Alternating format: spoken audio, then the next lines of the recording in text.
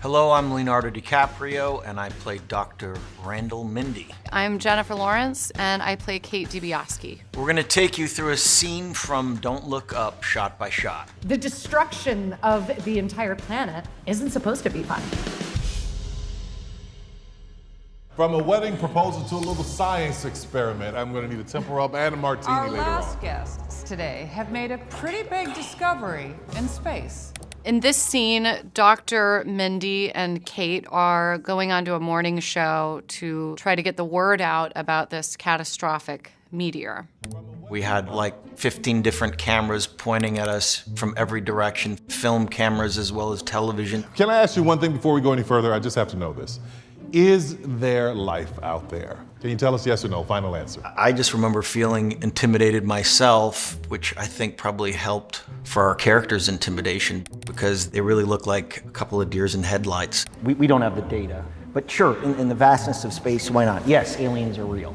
Adam wanted this to be a sort of parody of our culture, so there was tons of improv from every angle, every single actor. It was really kind of an atmosphere for all of us where there were no rules. I'd say most of the improv probably came from Tyler. I There's knew little I would green like men this and guy. flying saucers. Sure you don't are. That's what you're encourage saying. him. That's what he's saying. Dr. Mindy, we'll never get out of here. It's very funny the way that the public reacts to Kate versus Randall because it says a lot about how people react to a hard truth. It's headed directly at Earth, and it really likely will hit. Here they are trying to make this sort of courageous decision to tell the world what's happening. Wanting to hear this information is one thing, but ultimately the people, our interviewers involved, sort of dismiss what we're saying. Will it hit this one house in particular that's right on the coast of New Jersey? It's my ex-wife's house. I need it to be hit. It's somewhere between 6 and 9 kilometers across, so It's big. it would damage the entire planet. Kate doesn't really know how to beat around the bush. She doesn't know how to sweeten it. You know, she's terrified, and you know she needs to just say this horrifying news. Are we not being clear? We're trying to tell you that the entire planet is about to be destroyed. Which, of course, everybody ends up just getting mad at her so that they don't have to really pay attention to what she's saying. Well, it's, just something we do around here. We just keep the bad news light. Maybe it's supposed to be terrifying.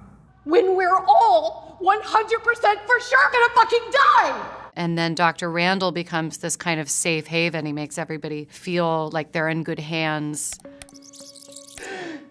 My character beforehand, was sort of addicted to Xanax for his panic attacks. And I think purely by mistake, he somehow has become a little bit more media savvy through his nerdiness.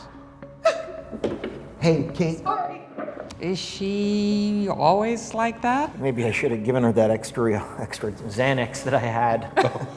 It's interesting, I remember watching a lot of climate scientists trying to articulate what's going to happen to our planet in the sort of mainstream news outlets. And when they start to say the nitty-gritty of the trajectory of where we're headed, they're forced to say it in a specific way that doesn't bum people out too much. And the way Adam wrote this was such a great analogy of that. Well, the handsome astronomer can come back anytime, but the yelling lady, not so much.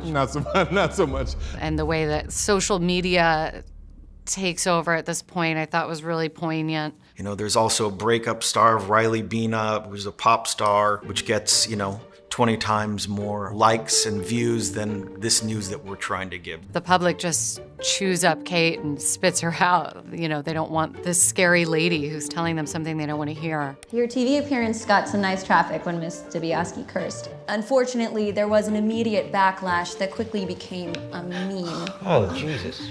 In today's modern media, everything's sort of getting chopped up into sound bites, and here we have two pretty accomplished scientists that are trying to warn the entire human race of catastrophic events, yet, they're being pushed off to commercial.